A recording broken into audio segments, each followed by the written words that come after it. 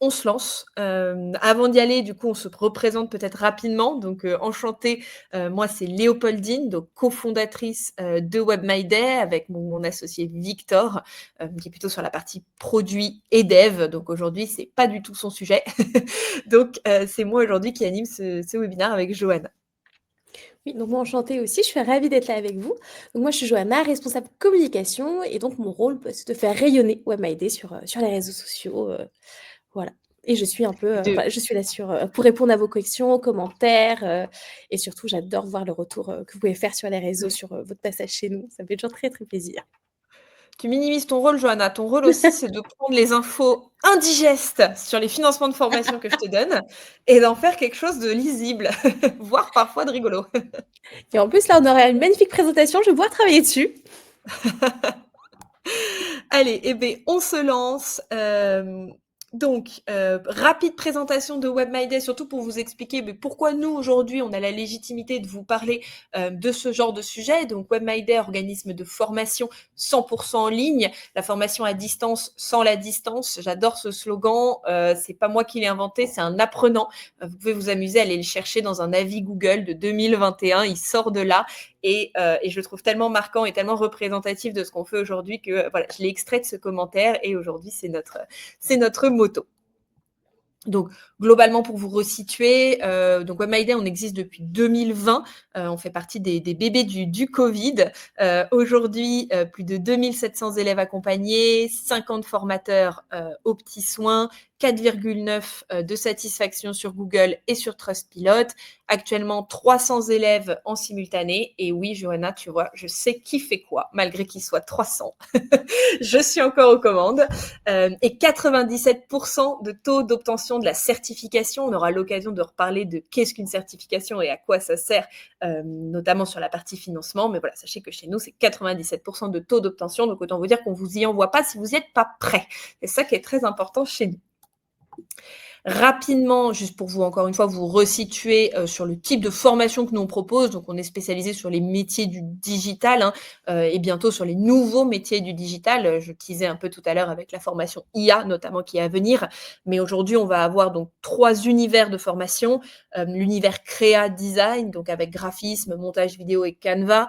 Dans ces 3 formations et dans toutes les autres d'ailleurs, on va toujours traiter la discipline, donc dans son côté technique, donc graphisme, 3 logiciels, Illustrator, Photoshop, InDesign, WordPress, mais on va surtout toujours traiter ces formations de façon technique, mais aussi la place de cette discipline dans son employabilité. Donc, par exemple, le graphisme au service du marketing, de la communication, faire les bons choix, faire des bonnes compos, etc. Je m'étale pas plus parce qu'encore une fois, le temps nous manque, mais retenez que voilà, on est toujours sur des formations techniques logicielles, mais à l'intérieur d'un objectif commun, d'une stratégie pour une discipline. Ça, c'est vraiment important. Donc, univers créa design, univers web, WordPress, SEO avec une toute nouvelle version de la formation SEO. Il y a un webinaire sur YouTube qui la présente en entièreté si jamais c'est une formation qui vous intéresse.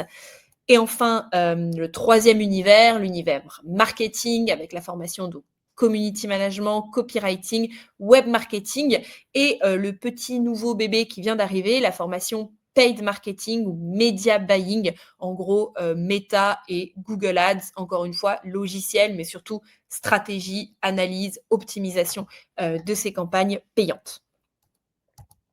Et enfin, un dernier petit mot sur WebMyDay.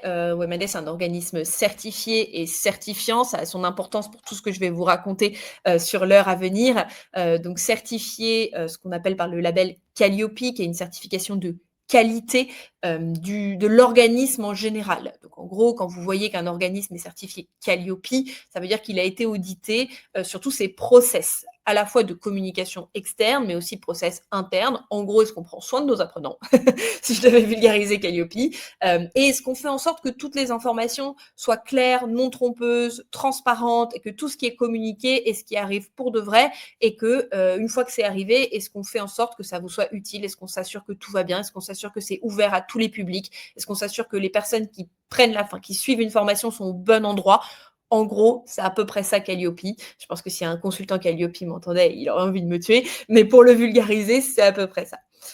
Et donc certifiant, ça veut dire que les formations vont vous préparer à une certification professionnelles. Les certifications professionnelles sont aujourd'hui enregistrées à France Compétences de répertoire. Nous, on est nos formations préparent à une certif enregistrée au répertoire spécifique de France Compétences. Je ne m'étalerai pas plus là-dessus. Si jamais il y a des questions sur cette partie-là, n'hésitez pas, on pourra les traiter à la fin. Ceci étant dit, je vous propose qu'on passe dans le vif du sujet, donc avec le sommaire d'aujourd'hui. Donc un sommaire assez straight to the point en fait. Je dis que voilà, on allait aller voir les financements directement. Donc d'abord une toute petite histoire des financements de la formation, histoire de comprendre en fait d'où tout ça vient, un petit peu l'historique. Et puis ensuite on va traiter financement par financement. J'ai choisi les 3 plus classiques. Vous allez voir qu'à l'intérieur on en découvre un petit peu d'autres. On terminera avec une partie de questions fréquentes où j'ai un petit peu anticipé vos questions puisque moi j'ai été chargée du pôle admission pendant 4 ans, donc je connais un petit peu vos interrogations du moment, donc j'en ai anticipé quelques-unes. Et puis ensuite, pour celles que je n'ai pas anticipées, on passe à la partie 6 de ce webinaire où là, c'est porte ouverte à toutes les questions en espérant que je puisse répondre à toutes puisqu'évidemment, les financements, c'est un sujet très très vague et je n'ai pas toujours la réponse, d'autant plus que pour ceux qui s'y intéressent un peu, vous avez peut-être découvert que ça change très très vite, surtout sur ces dernières années là, d'un lundi à l'autre, il peut vraiment y avoir une grosse nouveauté, donc parfois je suis aussi en retard malgré tout, même si j'essaye d'être le plus à jour possible. S'il n'y a pas de questions particulières, je vous propose qu'on démarre avec un peu d'histoire sur l'histoire des financements de formation. Je suis remontée aux années 70 avec la loi Delors, qui est la loi qui introduit en fait l'obligation pour les entreprises de financer une formation. Sauf qu'à cette étape-là de la loi, les modalités restent un peu floues. Financer comment, à quel but, sur quelle modalité. En gros, on introduit la notion d'une formation utile pour une entreprise, pour le poste dans lequel la personne est employée, et donc avec une participation de l'entreprise. Voilà, donc ça c'est 1971. Dans la foulée vont être créés les ancêtres des OPCO, ce qui s'appelait à l'époque le financement mutualisé. En gros, on cotise quelque part et ça permet à un moment d'utiliser un budget. C'était comme ça à ce moment-là. Et puis après, évidemment, ça s'est affiné et ça s'est fait de façon plus structurée, on va dire. Et ça, c'est ce qu'on verra sur la partie OPCO. Le gros se prépare plutôt dans les années 2000, notamment avec la création du DIF en 2004. Peut-être que certains d'entre vous dans le chat ont déjà entendu parler du DIF, peut-être que certains l'ont déjà utilisé, à savoir que c'est quelque chose qui n'existe plus, on le verra dans la slide d'après, mais qui a existé quand même pendant quasi 15 ans. Donc peut-être que certains d'entre vous l'ont déjà utilisé et pourront nous faire un retour là-dessus. Donc 2004, création du DIF. DIF, droit individuel à la formation. En gros, on cotisait chaque année à travers nos fiches de paie à un droit de formation, mais qui était non cumulable et surtout lié à l'entreprise, en fait, c'est-à-dire lié à notre emploi salarié. Donc, ça sous-entendait 2 choses. La première, c'est que, déjà, c'était non cumulable. Donc, en fait, chaque année, les compteurs étaient remis à 0. Et puis surtout, ça sous-entendait que lorsqu'on quittait son entreprise, non seulement on avait perdu tous les budgets précédents non utilisés, mais on perdait celui en cours. Donc, on n'avait pas cette notion de cumuler un budget formation pour notre vie professionnelle. Et puis, la deuxième chose, c'est que c'était quand même étroitement lié à l'employeur et donc, il y avait quand même ce besoin de validation de la part de l'employeur. Alors, c'était pas écrit tel quel, mais matériellement, c'était l'employeur qui vous débloquait le DIF. Donc, il fallait de toute façon avoir un échange avec lui. Et évidemment, c'était plus difficile de le convaincre sur une formation qui n'avait pas de lien direct avec son emploi que sur une formation évidemment qui vous permettait tout de suite d'être plus efficace dans votre emploi. Donc évidemment, ça resserrait un peu les choix de formation, notamment pour la reconversion professionnelle. Et donc tout ça a été un petit peu bousculé à partir des années 2014, mais surtout à partir des années 2019. 2014, donc c'est la création du CPF. mais il se passe pas grand-chose à ce moment-là. En fait, on renomme le DIF, on hésite, qu'est-ce qu'on en fait, comment est-ce que ça va être calculé, etc. Puisque le DIF était calculé en heures, en fait. Et là, c'est la grande nouveauté, en fait, sur les années 2018-2019. C'est à la fois le lancement du site Mon Compte Formation, et donc là, tout change puisqu'en fait, on est sur un site quasi marchand, entre guillemets, où l'action est faite par le futur apprenant. Donc, ce que je disais tout à l'heure sur la partie validation de l'employeur, etc., devient beaucoup plus ouverte sur le choix de la formation. Et on passe sur une logique d'heures en euros. Alors peut-être que certains l'ont vécu aussi dans les années, c'était fin 2019, mi-2020, il y avait cette grosse campagne de conversion de ces heures DIF en euros. Alors, ce qui a aussi donné lieu à énormément d'abus, beaucoup d'arnaques, parce qu'évidemment, tout ça, c'était très flou. Pas grand monde connaissait le DIF, pas grand monde savait que c'était en heures, pas grand monde comprenait pourquoi ça devait passer en euros. Et donc, à ce moment-là, il y a eu pas mal d'abus, malheureusement, mais il y a aussi eu des beaux projets de reconversion qui ont pu avoir lieu grâce à ça. Et donc, ce qui s'est passé, c'est que toutes les heures DIF ont été converties en euros, qui, lui, est cumulable. Et c'était là la grosse différence, c'est de se dire, maintenant, non seulement je peux choisir ma formation indépendamment de mon employeur, on le verra, il reste quand même des petites règles, notamment si la formation est sur votre temps de travail, mais en gros, le sujet de ma formation reste mon choix. Et d'ailleurs, le nom du CPF en dit long, on est passé de droit individuel à la formation à compte personnel de formation. Ils ont vraiment voulu insister sur le côté personnel de formation. Et donc bon, lancement du site Mon Compte Formation, gros succès, parcours d'achat très simple, donc qui a vraiment permis à des personnes de se former facilement, d'acquérir ce droit qui était plus compliqué avant.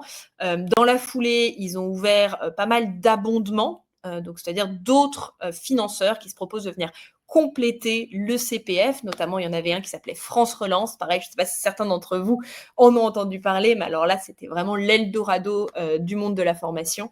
C'était 1 000 € supplémentaires sur votre compte formation si jamais, 1 000 € maximum, si jamais votre solde de CPF ne couvrait pas le prix de la formation. Donc ça, c'était dans les années 2021. Donc c'est vraiment l'âge d'or de la formation.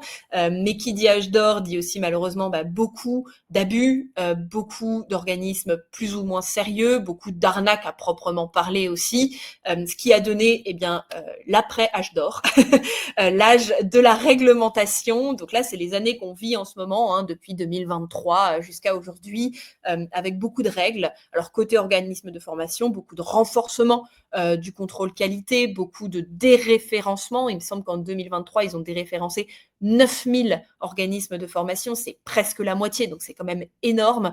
Des procédures d'habilitation beaucoup plus longues, beaucoup plus compliquées. En gros, ce que ça veut dire pour vous, c'est qu'ils font un travail beaucoup plus complet en amont pour s'assurer que les offres qui vous sont proposées sur la plateforme sont de bonne qualité.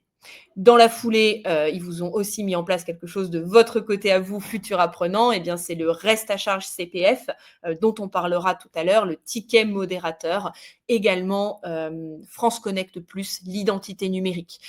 Donc là-dedans, il y avait aussi l'idée de renforcer la sécurité du site, de ne pas se faire pirater son compte CPF. Et puis sur le ticket modérateur, il y avait une idée d'engager les apprenants financièrement sur le parcours de formation. Voilà pour la petite histoire des financements. Est-ce qu'il y a des questions, Johanna? Alors, on n'a pas de questions, mais c'est vrai qu'il y avait Bruno qui nous disait que beaucoup de formations ne sont pas éligibles au CPF, justement parce qu'il y a ce renfort de contrôle de qualité pour éviter les arnaques, les abus, tous les appels qu'on a pu avoir pendant tout un temps pendant le Covid. Donc, et même Alors après. c'est une excellente remarque, Bruno, parce qu'effectivement, on a fait le choix en anglais on dit better safe than sorry, mais c'est un peu ça. C'est-à-dire que là, on a fait le choix de prendre 0 risque, en étant sûr d'avoir des centres de formation qui ont les moyens, on va pas se mentir, pour avoir ce genre d'habilitation, il faut être accompagné, il faut avoir du monde, etc. Ce qui a pu mettre de côté, malheureusement, des centres qui faisaient aussi un super boulot, qui préparaient à des super certifs, qui faisaient des super formations et qui ont choisi de ne pas continuer l'aventure Calliope, habilitation, etc. parce qu'en fait, ça leur coûtait trop cher. Donc ça, c'est un peu le retour de bâton. Moi, je trouve ça dommage. Alors peut-être qu'au fil des années, on va trouver un entre-deux pour minimiser les arnaques, mais quand même permettre à des plus petits centres d'exister. Mais c'est vrai que c'est vraiment le retour de bâton de ce renforcement des contrôles depuis 2023. On peut passer à la suite, pas de questions. Et bien du coup, on va passer par le roi du renforcement du contrôle, le CPF, donc propulsé par Mon Compte Formation. Donc on reprend les bases un petit peu sur le CPF. Qu'est-ce que le CPF? Donc on l'a un petit peu défini tout à l'heure. C'est un budget en euros qu'une personne va cumuler tout au long de sa vie active, qu'elle peut utiliser quand elle veut pour apprendre un nouveau métier ou développer ses compétences ou passer son permis de conduire aussi pour ceux qui en auraient besoin. Deux choses importantes à retenir sur le CPF, c'est que premièrement, c'est un budget personnel non cédable. Donc j'en parlais tout à l'heure, strictement personnel. Donc à la fois bonne nouvelle, puisqu'effectivement, comme on le disait par rapport au DIF, il nous appartient, on en fait ce qu'on veut. À la fois effectivement toujours un petit peu frustrant parce qu'il ne peut pas être cédé, il ne peut pas être partagé. On ne peut pas, même si on est à la fin de sa vie active et qu'on n'a pas utilisé son budget CPF, on ne peut pas le céder à quelqu'un d'autre, notamment un membre de sa famille. Je sais que c'est des questions qui arrivent souvent. Non, le budget, le CPF est personnel. Alors, je sais, c'est dommage, mais gardez en tête que le DIF, lui, se perdait tous les ans. Bon, le CPF, il se perd toutes les vies actives. Quand même, on a fait un pas. Et le CPF, donc, c'est un budget qui est réalimenté chaque année, non périssable. Donc ça, c'est important parce que parmi les appels d'arnaque, c'était souvent ça, hein, c'était de dire on arrive au 31 décembre, ce que vous avez là, ça disparaîtra au 1er janvier. On faisait un levier d'urgence. Nous, on connaissait pas grand-chose à l'époque. Et donc, bon, pris dans ce biais d'urgence et cette peur de perdre, on se retrouvait souvent à acheter des formations, dans le meilleur des cas, pas terribles, dans le pire des cas, qui n'existaient pas. Je maintiens, votre budget ne se périmera pas, à part au départ à la retraite, on en reparlera. Il se réalimente pour la grande majorité de la population active à de 500 € tous les ans, pour certains d'entre nous de 800 €. Ça va notamment être sur les emplois dits à risque ou pénibles, où là, vous le verrez apparaître sur votre compte formation, ça se réalimente de 800 € et non de 500 €.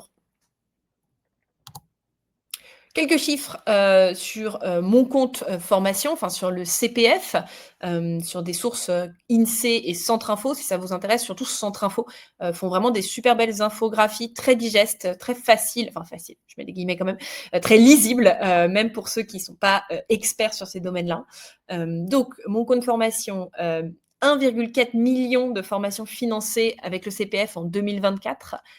Actuellement 40 millions de comptes CPF actifs, toujours en 2024.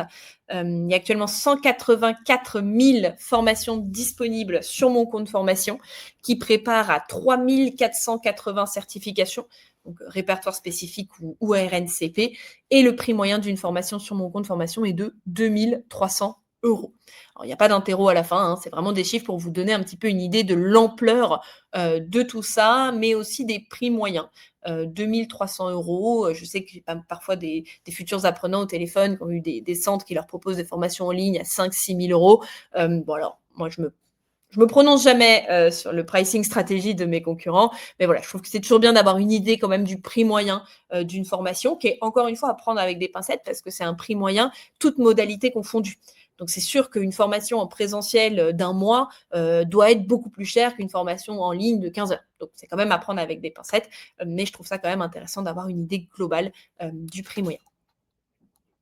S'il n'y a pas de questions, On a une vas-y, petite dis-moi. question. On a une petite question. Alors, peut-être qu'on y reviendra aussi plus tard, mais donc c'était de Bruno pour nous dire justement, est-ce qu'il y avait un site où tout était référencé? Justement, c'est toutes ces 184 formations. Eh bien, c'est directement sur le site de moncompteformation.gouv.fr. C'est le seul site qui référence toutes les formations éligibles au CPF. J'insiste parce que il y a eu beaucoup de sites qui s'appelaient moncpf.com, des choses comme ça, où en fait vous pensez vous renseigner, mais vous vous retrouvez dans un système d'achat de prospects en fait. Hein. C'est des gens qui prennent votre donnée et qui les vendent à d'autres organismes de formation et qui partent du principe que voilà, vous allez confondre eux et mon compte formation et que du coup dans cette confusion ça va bien se passer. Donc vraiment le seul site officiel c'est moncompteformation.gouv.fr. Alors, effectivement, je suis navrée, la partie recherche sur ce site-là est un peu moyenne. Après 184 000 formations, il est difficile de faire un filtre qui fonctionne bien. Donc, moi, ce que j'ai tendance à vous conseiller, c'est plutôt d'abord d'utiliser Google avec les mots-clés ou ChatGPT, donc formation WordPress CPF, et ensuite de faire l'exercice inverse. C'est-à-dire qu'une fois que vous avez trouvé votre centre, peut-être d'aller sur mon compte formation et de vérifier que ils sont bien sur mon compte formation, qu'ils mentent pas, que c'est bien eux, etc. Si jamais vous avez, vous avez des doutes. Mais honnêtement, pour une recherche, j'aurais plutôt tendance à vous conseiller de rechercher sur Google, pour la deuxième raison aussi qu'en fait, toutes les offres qu'on peut publier sur mon compte formation, sont soumises à beaucoup, beaucoup de contrôles. Donc en fait, on peut pas écrire beaucoup, on peut écrire que le minimum, donc le contenu des programmes et le nombre d'heures, bon, ce qui peut être suffisant, mais qui parfois est un petit peu similaire d'une offre à l'autre parce qu'en fait, on est très capé par le certificateur, par EDOF et compagnie. Donc, on n'a pas beaucoup de liberté. Donc, c'est difficile, en fait, sur une offre Mon Compte Formation, de comprendre vraiment les nuances entre deux formations. Donc, c'est pour ça que j'aurais tendance à vous conseiller plutôt de faire les recherches sur Internet et ensuite d'aller voir sur Mon Compte Formation si tout est bien cohérent. Je te vois rire, Johanna, depuis tout à l'heure. Oui, non, mais je me suis dit: «C'est bien sourire un peu». En même temps, je regardais un petit peu les commentaires, et donc tu as Bruno qui te dit Plein de... merci. Eh bien, super. Alors, on enchaîne. Qui peut utiliser son CPF et pourquoi? Alors, qui? Tout le monde, lors de sa vie active, donc salarié, CDI, CDD, temps partiel, indépendant. Je sais que beaucoup d'entre vous pensent que non, mais oui. Lorsque vous êtes indépendant, auto-entrepreneur, vous cotisez au CPF. Alors, en fonction du chiffre d'affaires, mais honnêtement, rapidement, vous cotisez quasi autant qu'un salarié. Les agents publics, donc via mon compte formation, mais alors avec une procédure un peu plus complexe. Les élus aussi, on en parlait tout à l'heure. Alors eux, pour le coup, rois du pétrole, parce que ils vous ont fait une plateforme pour vous, Mon Compte Élu. Elle marche bien, elle est automatisée, franchement, c'est génial. Et évidemment aussi les demandeurs d'emploi. C'est important de le préciser parce que comme on dit que le CPF, c'est tout au long de sa vie active, il y a des personnes qui pensent que lorsque la vie active est en pause, entre guillemets, parce qu'on est en recherche d'emploi, c'est plus disponible. Non, non, c'est pas le cas. Il est vraiment disponible jusqu'au départ à la retraite, peu importe ce qui se passe entre les deux. Et donc, qu'est-ce qu'on peut faire comme formation sur la formation, enfin sur les qui sont éligibles au CPF? Eh bien, on va pouvoir faire des formations dites certifiantes ou qualifiantes, en gros, qui préparent à une certification professionnelle. J'en parlais tout à l'heure, répertoire spécifique ou RNCP. Répertoire spécifique, ce sont des sujets de formation un peu plus courts, un peu plus précis. RNCP, on est sur des parcours beaucoup plus longs, beaucoup plus larges, beaucoup plus chers aussi. Également, sur mon compte formation, on va pouvoir passer 3 autres types de formations, avant 4. Avant, il y avait aussi la création d'entreprise, mais qui a été enlevée de mon compte formation il y a quelques mois. Mais aujourd'hui, vous pouvez encore passer un bilan de compétences qui a eu chaud. Il y a encore une semaine, ils pensaient l'enlever, mais finalement, ça a été retiré de la loi. Donc, normalement, le bilan de compétences devrait rester. La VAE et le permis de conduire. Enfin, les formations doivent être proposées par un organisme certifié Calliope. On en parlait tout à l'heure. C'est important aussi de savoir qu'il y a eu un moment beaucoup d'abus dans ce qu'on appelait du Calliope en cascade. Donc là, c'est un petit peu leur combat en ce moment, c'est de gérer la sous-traitance. Parce qu'en fait, moi, WebMyDay, on est Calliope. Je pourrais avoir un centre de formation ami qui n'est pas Calliope. Et en fait, je publie ses offres sous mon nom, mais en fait, c'est lui qui fait la formation. Et en fait, peut-être que lui, il peut répliquer le même travail. Et c'est pour ça qu'il parlait de cascade, en fait. À la fin, on pouvait se retrouver avec un décideur et peut-être parfois 5 ou 7 interlocuteurs entre les deux, enfin, intermédiaires. Donc là, la question se posait de la garantie de la qualité de la formation qui avait été auditée dans l'audit initial Calliope. Donc ça fait partie des choses qui sont dans le radar en ce moment, c'est d'éviter au maximum la sous-traitance en cascade de Calliope. Voilà. S'il n'y a pas de questions en particulier, en gros, ce qu'il faut retenir, c'est que, comme on le disait tout à l'heure, effectivement, tous les sujets de formation ne peuvent pas être trouvés sur mon compte formation. À part bilan de compétences VAE et permis de conduire, il faut en fait attendre que France Compétences ait validé une certification sur le sujet. Et donc parfois c'est un petit peu frustrant parce que, il y a des outils, très nouveaux, très à jour, mais qui n'ont pas encore, fait l'objet d'une commission auprès de France Compétences et donc pas de certification et donc les formations sont pas présentes. Comment utiliser son CPF? Je vais aller assez vite parce que je pense que tout le monde sait à peu près.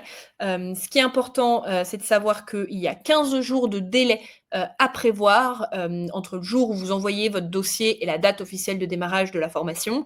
Donc il y a des organismes de formation qui font démarrer la formation individuellement. Donc en fait, vous posez votre dossier aujourd'hui, ils vous feront commencer dans 15 jours, par exemple. Et puis il y a des organismes de formation comme nous, qui ont des dates déjà faites. Donc nous, par exemple, c'est une session tous les mois. Donc si on reçoit votre dossier à 5 jours avant le début de la session, on ne peut pas vous inscrire dans cette session, même s'il nous reste de la place. Le blocage est informatique. Donc ça, c'est vraiment important parce que comme c'est informatique, même si on a envie de faire l'effort, on ne peut pas, en fait. Il n'y a pas de, voilà, il y a pas de flexibilité là-dessus. Donc concrètement, comment est-ce qu'on utilise son CPF? Bon après c'est ma méthode à moi, hein, sinon on peut juste passer à l'étape 3 et envoyer son dossier d'inscription. Mais moi je vous conseille quand même d'abord de prendre contact avec l'organisme, de vérifier le programme de formation, les modalités aussi, ça c'est important en fonction, vous, du temps dont vous disposez. Parfois c'est en ligne, mais l'examen il est en présentiel. Enfin voilà, ça vaut le coup quand même de vérifier que tout est bien OK pour vous. La certification aussi, hein, de vérifier que c'est bien l'assertif qui prépare à la formation à laquelle vous avez envie de vous inscrire et le prix, de vérifier aussi que le prix indiqué, sur le site et sur mon compte formation est bien le bon et qu'il n'y aura pas une hausse du prix parce qu'il s'avère que vous avez un peu plus sur, votre CPF. Je vous conseille aussi au minimum de ne pas transmettre le montant que vous avez sur votre CPF. Je sais que moi souvent au téléphone, vous nous le transmettez avec beaucoup de transparence et ça nous fait plaisir que vous nous fassiez autant confiance. Mais méfiez-vous parce que c'est vrai que tomber dans de mauvaises mains, vous pouvez tomber aussi sur des gens qui vont essayer de maximiser le prix. D'ailleurs, dans les nouvelles CGV de mon compte formation côté organisme de formation, il y a un nouvel article qui dit que l'offre de formation le prix de l'offre de formation ne doit pas être modulé au montant dont dispose le bénéficiaire. Donc, s'ils l'écrivent dans les CGV, c'est que ça doit arriver quand même assez souvent. Donc, ouais, moi, je vous donnerais plutôt ce point d'alerte, c'est de ne pas donner librement comme ça le montant dont vous disposez. Ensuite, donc, accéder à mon compte formation via France Connect Plus, l'identité numérique de la Poste. Je n'ai pas fait de slide dessus parce que ça fait maintenant 3 ans que c'est en vigueur, mais si jamais il y a des questions, on peut creuser cette partie-là. On va ensuite, du coup, envoyer son dossier d'inscription. C'est donc à ce moment-là qu'on va avoir besoin surtout de l'identité numérique, France Connect Plus. J'insiste parce qu'il y a encore des confusions, parce qu'en fait, on peut encore se connecter à mon compte formation avec toutes les autres possibilités de connexion, mais on ne pourra pas envoyer son dossier d'inscription. Donc en fait, vérifiez parce que parfois c'est la grosse déception parce qu'on est connecté, donc on pense que c'est tout bon. On va pour faire son inscription et là on se rend compte qu'on n'a pas l'identité numérique et qu'en fait on va pas pouvoir aller plus loin dans le processus d'inscription. Bon après c'est pas la mer à boire, hein, c'est 24 heures d'attente, mais ça peut être frustrant et puis parfois ça peut nous faire louper les 15 jours de délai. Et enfin, donc le dossier arrive dans l'espace des organismes de formation. Nous, on va vérifier que tout est en règle, qu'on vous a bien eu au téléphone, que les prérequis sont validés, enfin que voilà, vous allez passer un bon moment avec nous. On le valide informatiquement de notre côté. Le dossier va revenir de votre côté dans votre espace. Et donc là, il faudra valider le dossier et alors soit régler le reste à charge si votre solde CPF ne couvre pas l'intégralité des frais de formation, soit régler le fameux ticket modérateur, soit rien si jamais vous êtes inscrit par exemple à France Travail, puisque les personnes inscrites à France Travail sont exemptées du ticket modérateur. Beaucoup d'infos. S'il y a des questions, n'hésitez pas. Non, on a une petite question, mais ça sera un peu plus tard, c'est pour les entreprises. Voilà. Ok, ça marche. Alors, les nouveautés à prendre en compte sur mon compte formation, là, sur les 2 dernières années. Donc, on vient d'en parler, le parcours d'achat qui a été sécurisé avec l'introduction de France Connect Plus via l'identité numérique de la Poste. Et plus récemment, deuxième possibilité, France Identité. Donc, pas plus simple. À garder en tête que la procédure sera plus compliquée si vous n'avez pas de pièce d'identité. Bon, si vous n'avez pas de pièce d'identité tout court, mais sinon, si vous n'avez pas de pièce d'identité française. C'est pas impossible, c'est juste que la plateforme l'a pas prévu informatiquement et donc il va falloir faire une démarche papier. Voilà, je l'annonce, pour si jamais il y a des personnes dans le chat, qui pensent être dans ce cas-là, on pourra creuser ce sujet-là. Le ticket modérateur, donc participation financière obligatoire de 102,23 €. L'année dernière, c'était 100 €, c'était facile pour les calculs. Là, c'est devenu un peu plus compliqué, mais je tiens à préciser qu'on est passé à côté, on a failli avoir un ticket modérateur de 30 du prix de la formation. Hem, Heureusement, il y a eu beaucoup de combats des organismes de formation, on s'est beaucoup mobilisés parce que, on trouvait que c'était vraiment, revenir un peu en arrière, fermer la porte, à beaucoup de personnes puisque 30 du prix d'une formation, non seulement c'est énorme, mais en plus c'était un achat direct sur la plateforme Mon Compte Formation. Donc il n'y avait pas de possibilité d'étalement de paiement, enfin c'était vraiment, voilà, ça aurait vraiment, vraiment fermé à beaucoup de personnes, la possibilité de monter en compétences, de se reconvertir. Et enfin, j'en parlais tout à l'heure, un contrôle renforcé des offres, une procédure d'habilitation vraiment plus poussée, des vérifications beaucoup plus régulières du service fait, avec une petite nouveauté d'ailleurs maintenant, c'est qu'ils peuvent même venir dans nos locaux directement pour vérifier le service fait. Donc on passe même du digital au physique. Et j'en parlais du déréférencement aussi de pas mal d'organismes de formation. Important au niveau du ticket modérateur, c'est pour ça que j'ai mis une petite astérix, j'ai oublié de la remettre de l'autre côté au niveau du important. Donc sont exemptés, du ticket modérateur les demandeurs d'emploi inscrits à France Travail, pas forcément rémunérés, mais inscrits à France Travail, et également les personnes dont le CPF ne couvre pas l'intégralité des frais de formation. Donc je prends un exemple très simple. Alors je vais reprendre mon ticket modérateur de 100 € parce que ce sera beaucoup plus simple. Imaginons que vous ayez 1 000 € sur votre CPF et que vous souhaitez acheter une formation à 1 000 €. Eh bien, ce qui va être fait, en fait, c'est que 900 € vont être pris sur votre CPF et vous allez régler les 100 €. Mais 100 € vont rester sur votre CPF, en fait. Donc, il restera 100 € de solde CPF, 900 € seront utilisés et 100 € pour le ticket modérateur. En revanche, si vous avez 800 € de CPF pour une formation à 1 000 €, eh bien là, les 800 € sont pris, on ne garde pas 100 € de réserve et il y aura 200 € de reste à charge à payer, mais là qui n'ont rien à voir avec le ticket modérateur. N'hésitez pas s'il y a des questions, sur le ticket modérateur. Je sais que c'est souvent source de colère, mais aussi parfois source de questions, donc n'hésitez pas. Bon, en tout cas, c'est très clair. J'apprends des choses en passage aussi, mais en tout cas, il y a pas de questions pour l'instant. Tu as été aussi bien qu'avec l'URSSAF, le petit message disant que tu étais encore mieux, tu expliquais encore mieux. C'est pareil, tu expliques encore mieux. Bon, super. Bon, en tout cas, merci. Puis n'hésitez pas s'il y a de la colère aussi, je comprends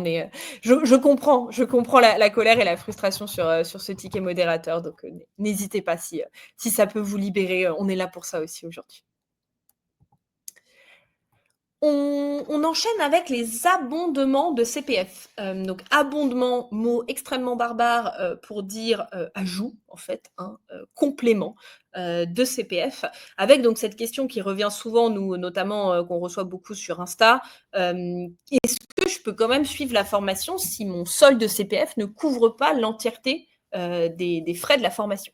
Donc oui, déjà, avec l'exemple que j'ai pris tout à l'heure, hein, donc vous avez 800 €, la formation est à 1 000 €, il y a 200 € de reste à charge, eh bien ils sont à payer directement sur la plateforme Mon Compte Formation. Mais il y a aussi des organismes aujourd'hui qui se proposent de compléter, d'abonder, votre CPF, selon différentes conditions. Donc les conditions, donc démarche à faire directement sur la plateforme Mon Compte Formation. J'insiste, surtout pour nos amis de France Travail, la démarche CPF plus France Travail se fait sur la plateforme Mon Compte Formation. Le deuxième critère, eh bien, c'est que le solde de CPF ne doit pas couvrir l'entièreté des frais de formation. En fait, il n'est pas possible d'avoir 1 000 € de CPF pour une formation à 800 € et de se dire, moi, j'aimerais bien utiliser que 500 € de mon CPF et de faire une demande d'abondement d'un montant qu'on aurait choisi. Ça, c'est vraiment impossible.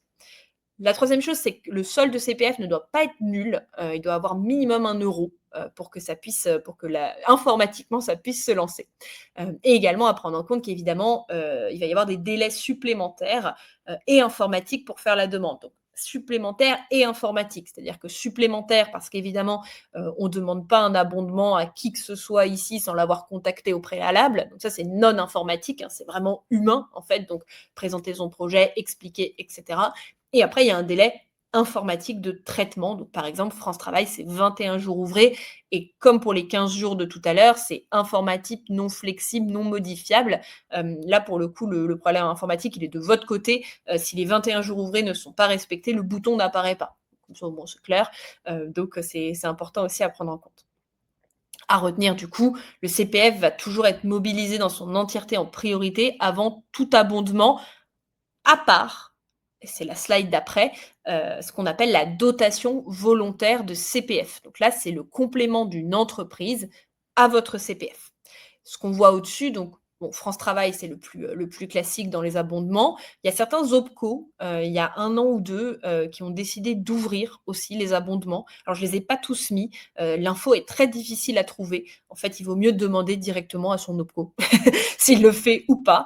Mais les 2 qui ont bien communiqué dessus, pardon, c'est l'OPCO Atlas et l'OPCO Santé. Il y a également des régions qui l'ont fait. À un moment, il y avait la région Île-de-France. Aujourd'hui, l'information est difficile à trouver. Je ne pense pas qu'ils le font. Ceux qui communiquent très bien en ce moment dessus, c'est la région Pays de la Loire. Voilà. Mais pareil, n'hésitez pas. De toute façon, en fait, c'est des choses qui apparaissent automatiquement sur votre plateforme en fonction de vos données. Donc, par exemple, si vous habitez dans la région Pays de la Loire, la plateforme va vous dire votre formation peut être abondée, etc. Et là, vous avez un article bien fait qui vous réexplique comment ça se passe et la démarche. Alors, on anticipe un petit peu, mais on a eu la question, donc qu'est-ce que l'OPCO? Donc on en parle un petit peu, Très bonne question. Alors, je ne vais pas y répondre très longuement parce que j'ai vraiment toute une slide dessus. Mais l'OPCO, c'est ce qu'on appelle les opérateurs de compétences. Au tout début de ma slide, j'en parlais, les fameux fonds mutualisés. En gros, ce sont des personnes qui s'occupent de collecter les cotisations de formation des entreprises et de les redistribuer, notamment par leur rôle qui est le plus connu aujourd'hui, qui est l'alternance. Lorsque vous prenez un alternant, l'école est payée une partie en tout cas, par l'OPCO de l'entreprise, mais l'OPCO finance aussi la formation professionnelle, le plan de développement de compétences et nous, c'est dans ce cadre-là qu'on en parlera aujourd'hui. On est bon? on est bon. Super.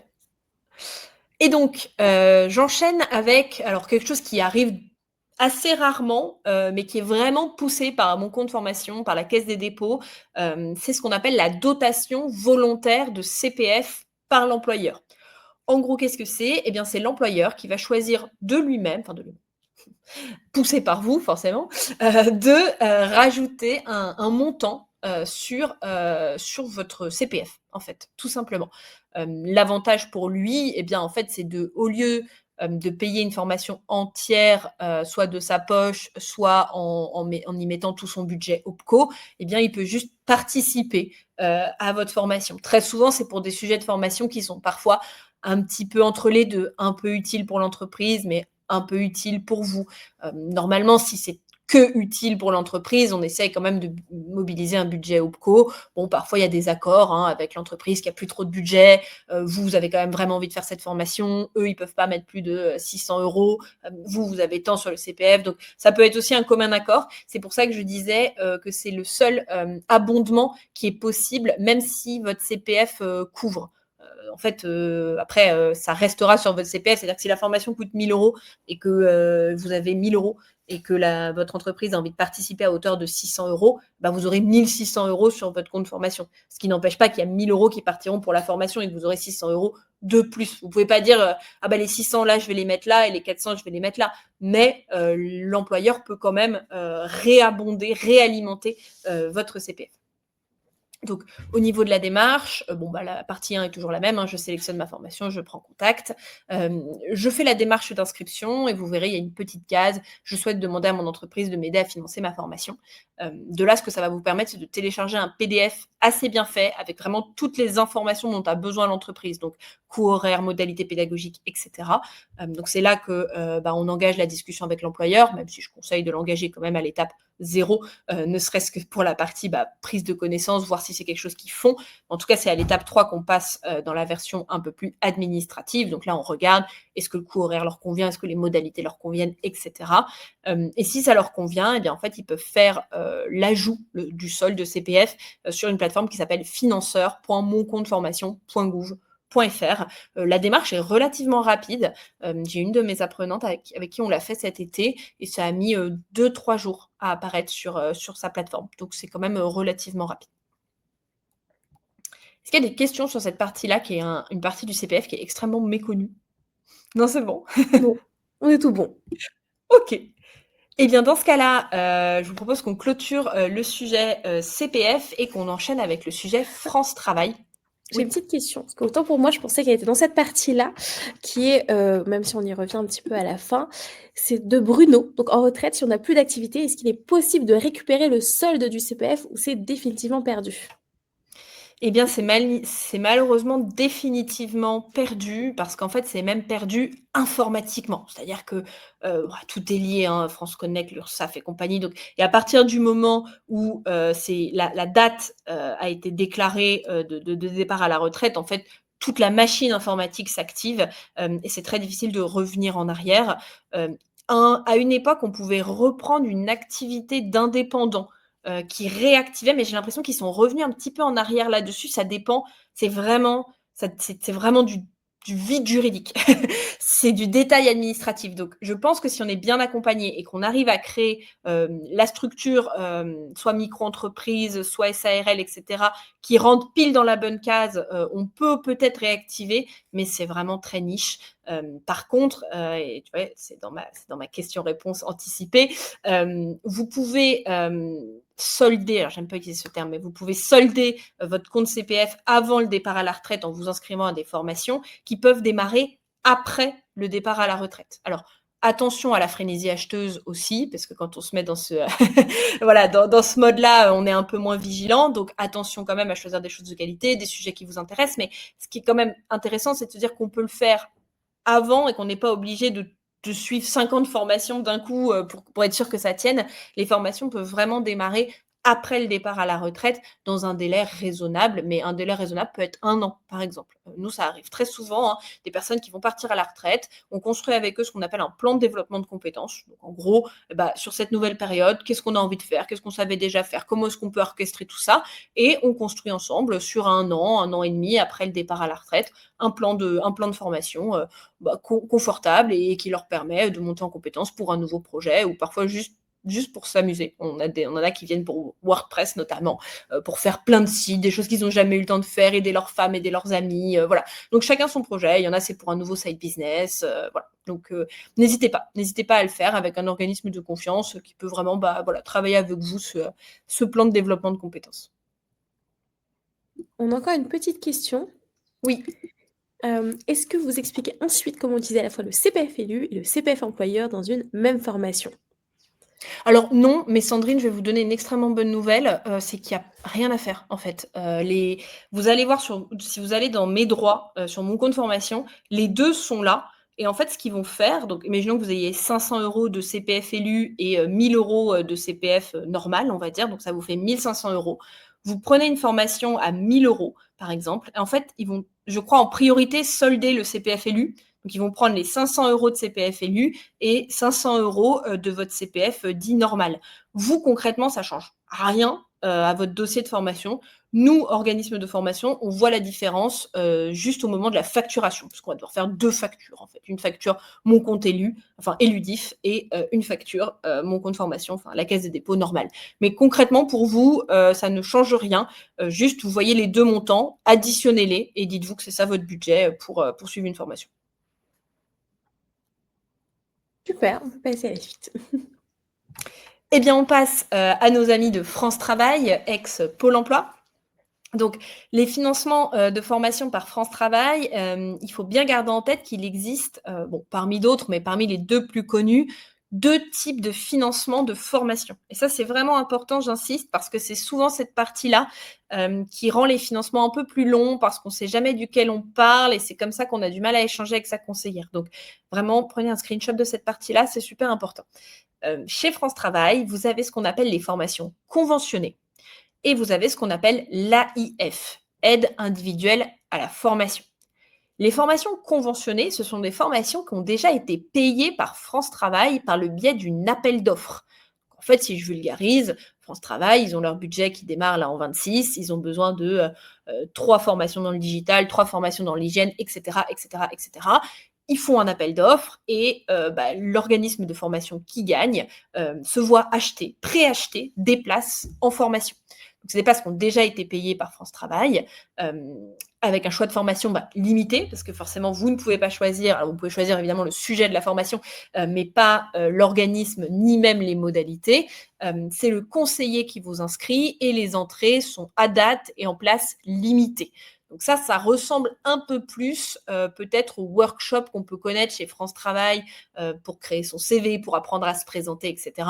Là, c'est mieux fait, forcément, c'est plus costaud, hein, c'est sur des sujets un peu plus costauds, c'est fait par des organismes de formation privés, mais qui ont répondu à un appel d'offres. Et je sais que ça, souvent, ça crée beaucoup de frustration parce que vous venez à nous, par exemple, et en fait, nous, on n'a pas fait l'appel d'offres de France Travail parce que c'est un travail qui est même pas imaginable en termes de travail. Et de toute façon, même si on gagne l'appel d'offres, le volume qu'ils envoient n'est pas absorbable pour un centre comme le nôtre. Donc, il faut garder en tête que les formations conventionnées, c'est quand même très souvent par des très, très gros centres ou alors des sujets très, très niches qui font qu'il n'y aura pas énormément de volume.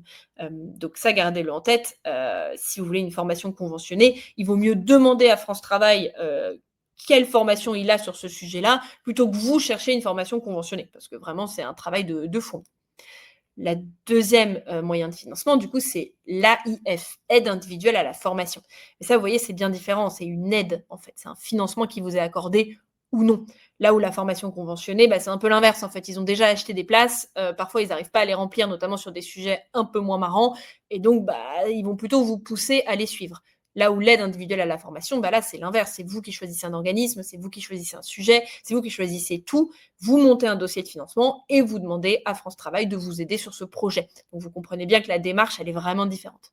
Donc, sur l'AIF, la formation est choisie par le demandeur. Le financement est sous condition de validation du projet de formation. On va avoir une étude du projet avec le conseiller, donc la cohérence, les débouchés, le budget, le prix horaire, etc. Et évidemment, ils vont demander à ce que la formation soit présente dans le catalogue qualité de France Travail. Donc ça sous-entend les agréments qualité qu'on a déjà vus, mais également une démarche supplémentaire, un peu comme sur mon compte formation, pour être habilité sur cette plateforme-là. Est-ce qu'il y a des questions?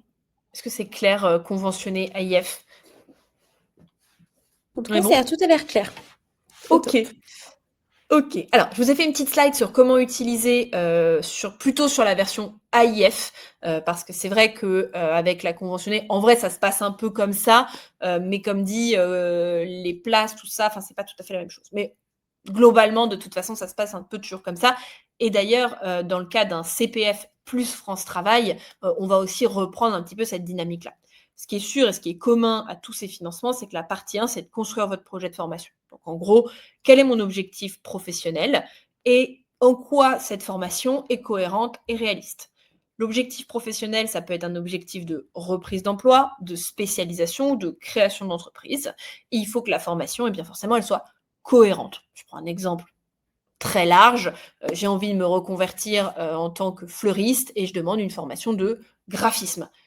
Ça paraît fou, mais ça arrive parce qu'en fait, pour être fleuriste, je vais avoir besoin de créer mes cartes de visite, je vais avoir besoin de créer mon logo, etc. Donc, je veux une formation de graphisme.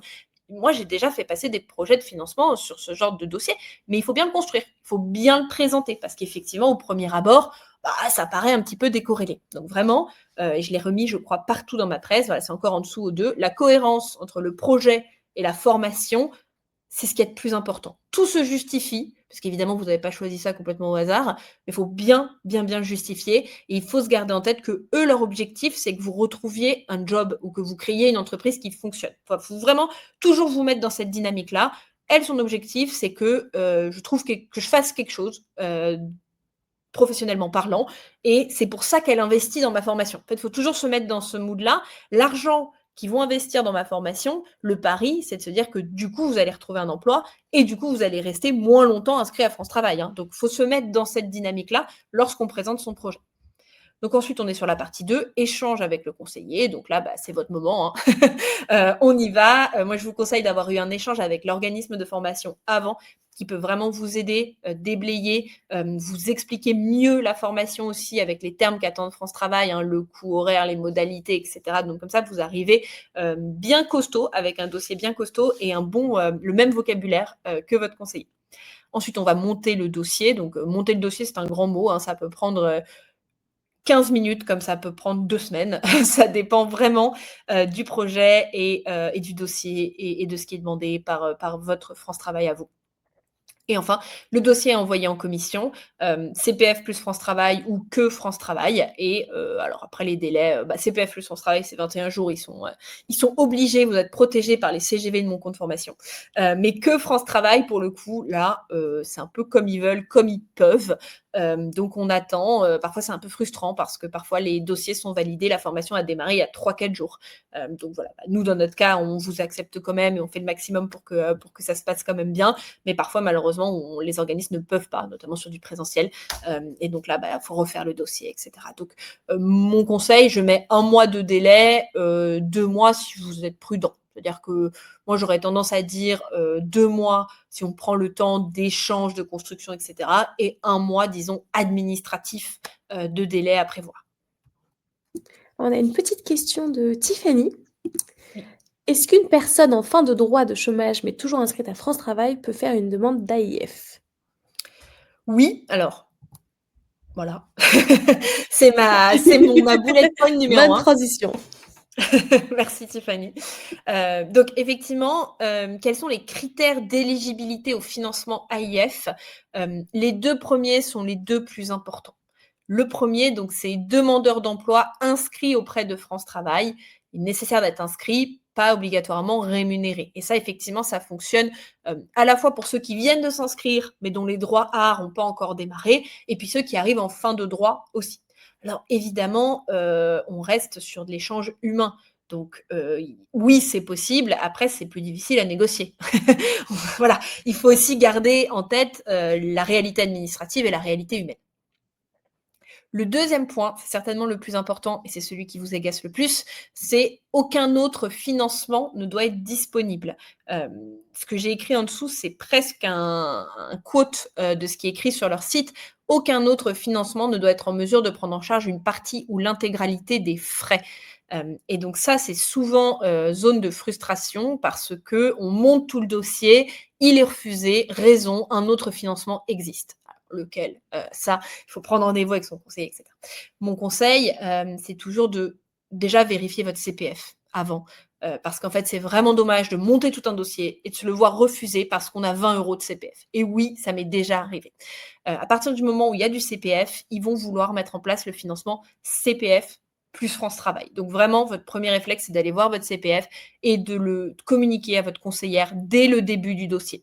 Après, peut-être qu'elle aura une autre philosophie, peut-être qu'on ne l'utilisera pas, peut-être que vous êtes dans un cas particulier, on en parlera tout à l'heure, et donc on ne l'utilise pas. Mais pour moi, c'est le numéro 1 de l'échange parce que ça évite de perdre 1 mois et demi sur une info qu'on aurait pu avoir dès le début.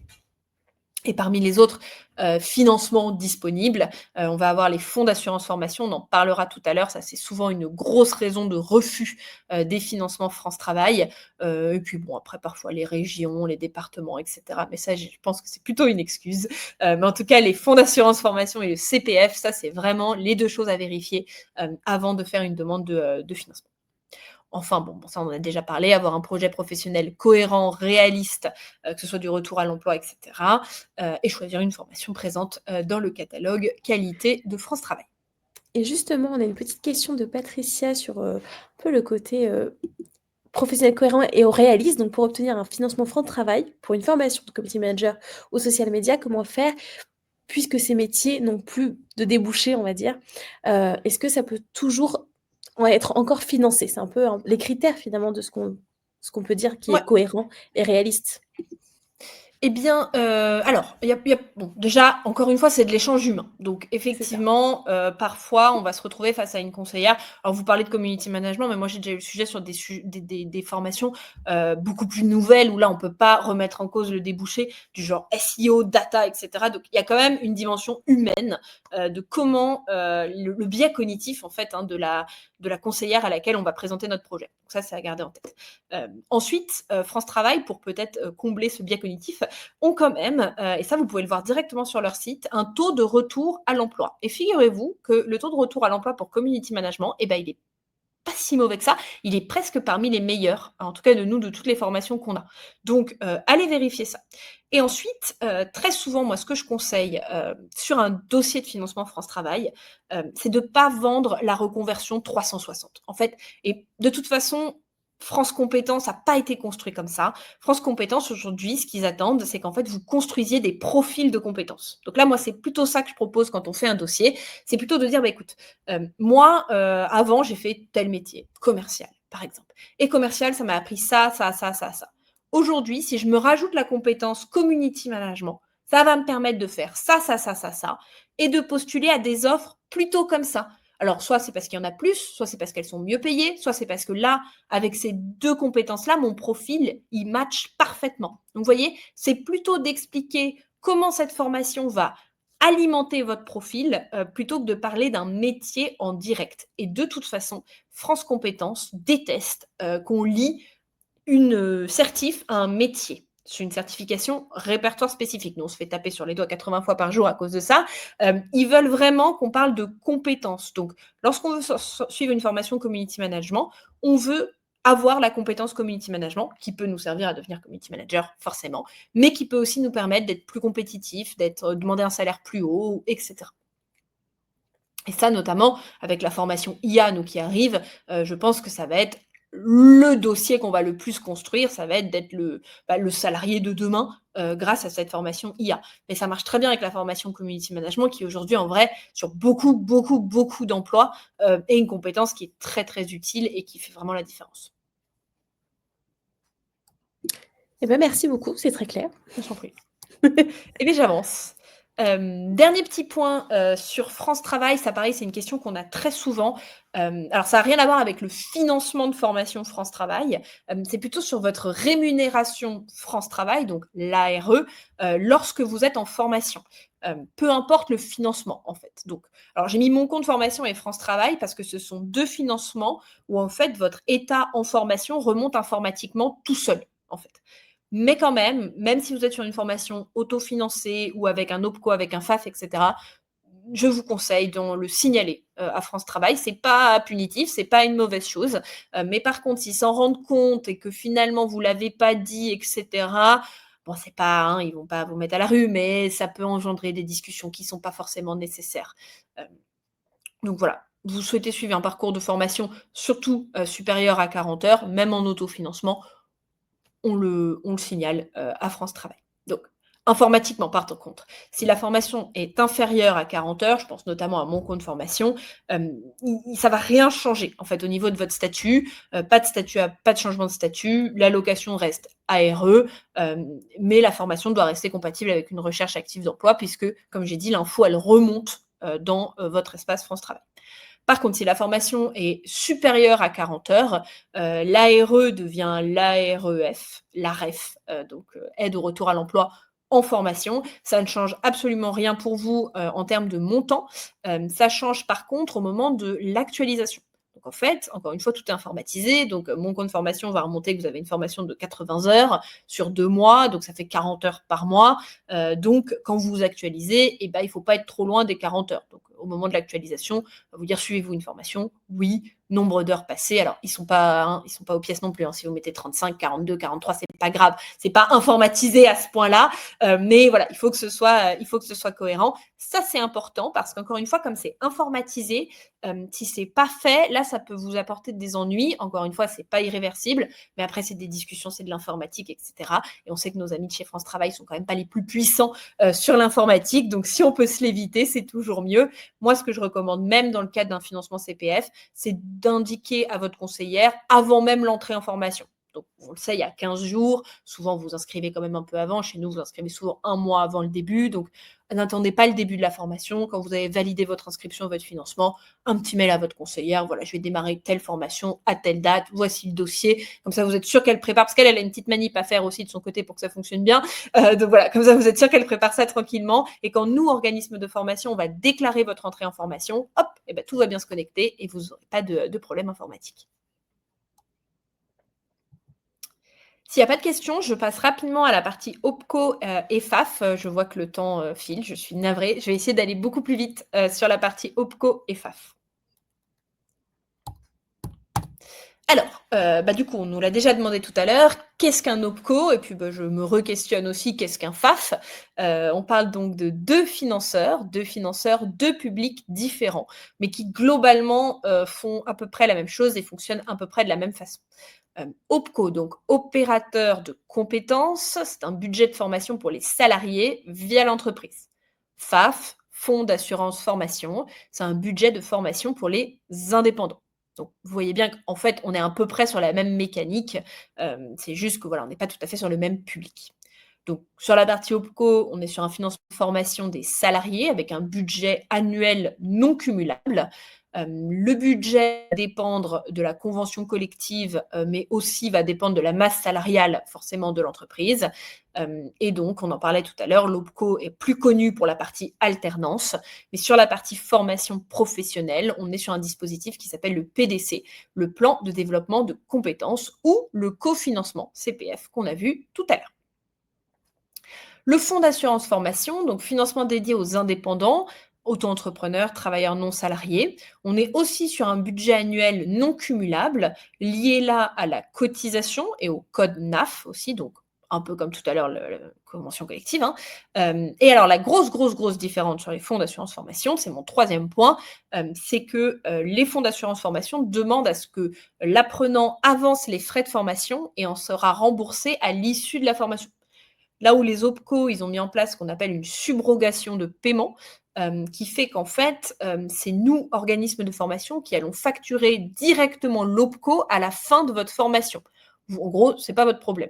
Sur les fonds d'assurance formation, c'est à vous d'avancer les fonds et c'est à vous d'aller demander le remboursement. Alors évidemment, on vous fait un petit dossier aux petits oignons, etc., pour être sûr que ce soit le plus simple possible, mais ça reste dans vos mains. Nous, on n'a même pas d'interface, en fait. Là où chez les OPCO, on a une interface, pour les fonds d'assurance formation, on n'a pas d'interface, on n'a pas de contact avec eux, on peut que vous aider, mais on ne peut pas rentrer dans la démarche avec vous. Donc, rapidement, alors on ne va pas se faire tous les OPCO. Sachez que voilà, un OPCO par rapport aux conventions collectives, le plus connu qui va vous intéresser peut-être parmi ceux qui sont là et qui sont peut-être en auto-entreprise, enfin en SARL, parfois certains d'entre vous sont à l'AFDAS, puisque l'AFDAS, c'est notamment l'OPCO du statut artiste-auteur. Donc, on a beaucoup de graphistes qui sont à l'AFDAS. Et puis sinon, bon, ça dépend un petit peu de votre secteur d'activité, mais les trois les plus connus, on va dire que c'est Atlas, OpCommerce et Acto. Enfin, sur la partie fonds d'assurance formation, donc il en existe 4. Le quatrième, Vivea, est toujours un petit peu les fesses entre les deux chaises, un peu OPCO, un peu fonds d'assurance formation. Par exemple, lui, il accepte la subrogation de paiement.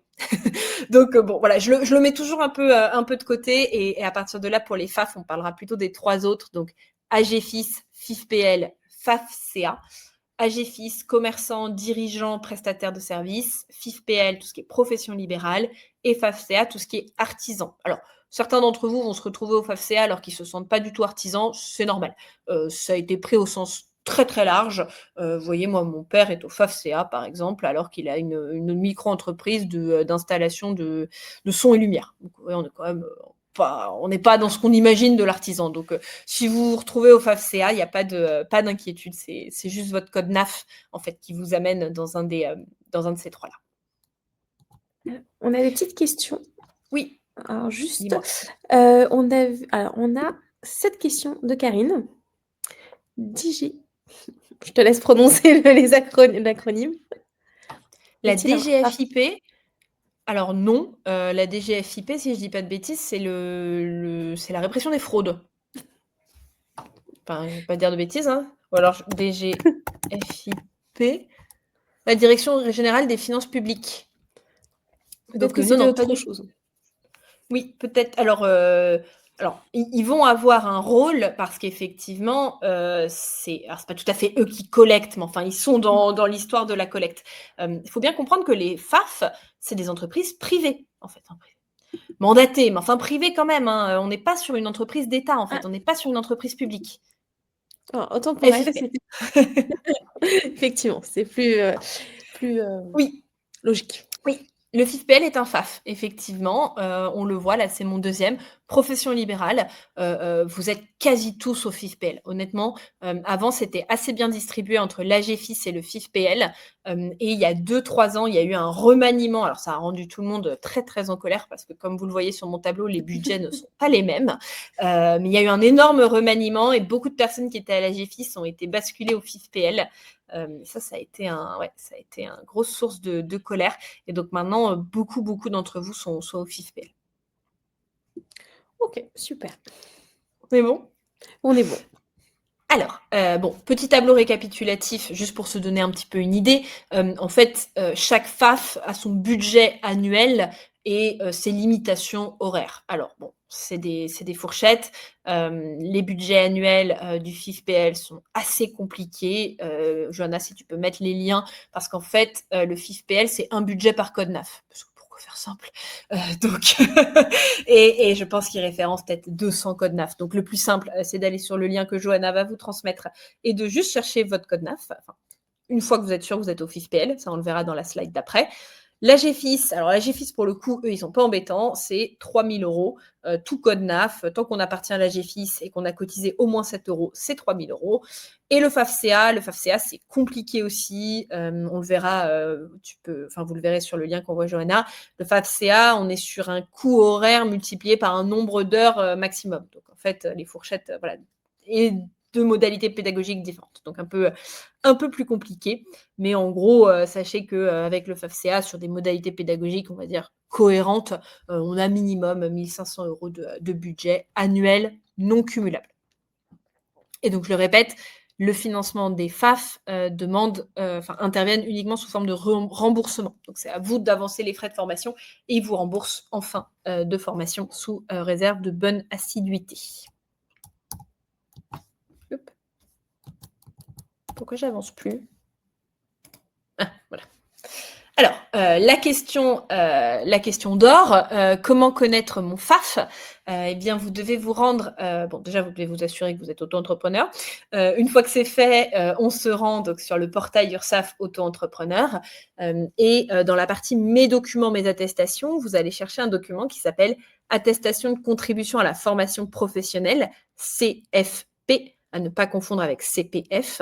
Et si jamais elle n'existe pas, vous pouvez demander en haut de la générer. Alors attention, on est en 2025, il vous faut votre attestation 2024, puisque c'est ce que vous avez cotisé l'année dernière qui vous amène un budget cette année. Et là, donc, on est le 9 décembre, donc d'ici un mois, c'est votre budget 2025, donc ce que vous avez fait cette année, qui vous apportera le budget de l'année prochaine. Vous allez voir un montant cotisé, donc la fameuse CFP, il est entre 1, 100, 400 €. En vrai, c'est un pourcentage de votre chiffre d'affaires, donc ça peut monter aussi. C'est pas votre budget de formation, c'est votre cotisation. J'insiste, parce que j'en ai qui me retrouvent ce document, qui voient qu'ils ont 10 €, ils sont extrêmement déçus, ils me disent: «Super, j'ai 10 € de budget annuel». Non, non, vous avez cotisé 10 € qui vous amène donc ce qu'on a vu sur le tableau précédent. Vous le voyez un petit peu en dessous, là, vous avez des modalités. Donc, si ma cotisation est supérieure à 1 €, si ma cotisation est supérieure à 7 €, etc. Donc, en fait, ce qu'on cherche à ce moment-là, c'est si on a bien cotisé le minimum nécessaire pour pouvoir ouvrir les droits. Et enfin, eh bien, on se rend sur un des 3 liens que Johanna vous a envoyé, donc en fonction du FAF auquel on appartient, et on regarde le budget en fonction de son code NAF si jamais on est au FIFPL. Et donc, juste petit rappel sur la CFP. à ne pas confondre avec le CPF. Donc CFP, c'est contribution à la formation professionnelle. C'est une contribution que vous faites sans trop vous en rendre compte au moment de vos cotisations auprès de l'URSSAF. C'est de 0,1 à 0,3% de votre chiffre d'affaires. Donc la somme que vous voyez, 7 euros, 10 euros, 300 euros, c'est 0,1 à 0,3. Ça dépend encore une fois du code NAF et du FAF auquel vous appartenez. C'est pour ça que c'est une fourchette. Et donc c'est ce montant de cotisation qui vous ouvre des droits de formation chez un des 3 FAF. Et donc, juste tout petit exemple pour que si jamais vous voulez le refaire chez vous, vous avez les vrais visuels. Donc, on se retrouve ici. Donc là, on est sur une attestation CFP, donc téléchargée, toute neuve, générée hier pour finir ma presse sur le compte auto-entrepreneur URSSAF.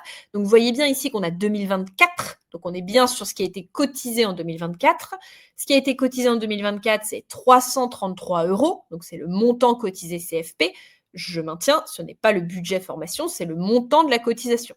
Et on a cotisé ça auprès de Fonds d'assurance de formation des chefs d'entreprise artisanale, FAFCA. Donc, en fait, c'est vraiment ces deux infos-là que vous cherchez dans ce document. C'est est-ce que j'ai cotisé le minimum nécessaire et auprès de qui?